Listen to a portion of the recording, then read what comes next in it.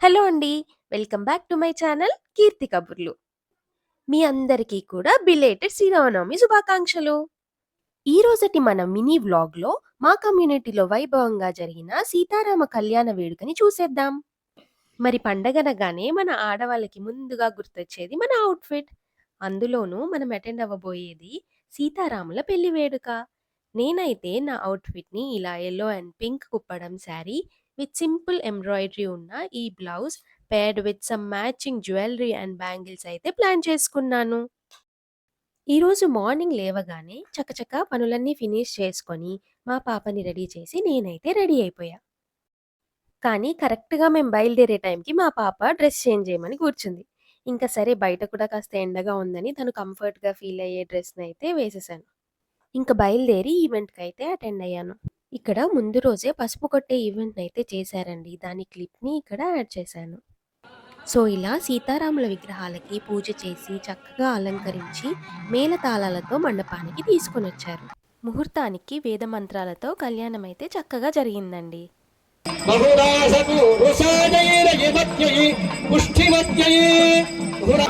రామచంద్ర స్వామి పణం అస్తు.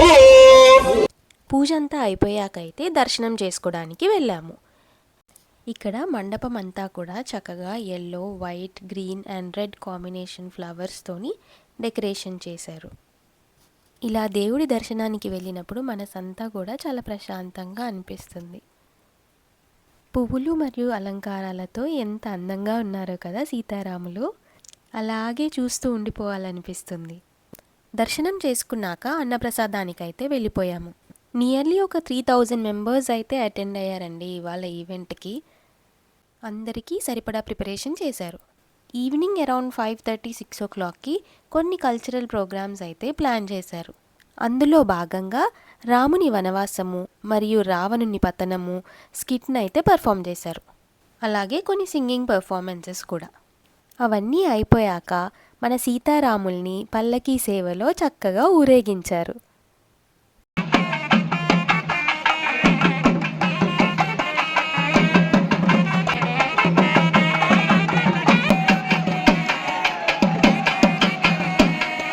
అదండి శ్రీరామనవమి కబుర్లైతే. ఒకవేళ మా వీడియోస్ కనుక మీకు నచ్చినట్లయితే please like, share and subscribe to my channel Keerthi Kaburlu. మరో మంచి వీడియోతో మళ్ళీ కలుద్దాం. Stay happy and healthy always. Bye.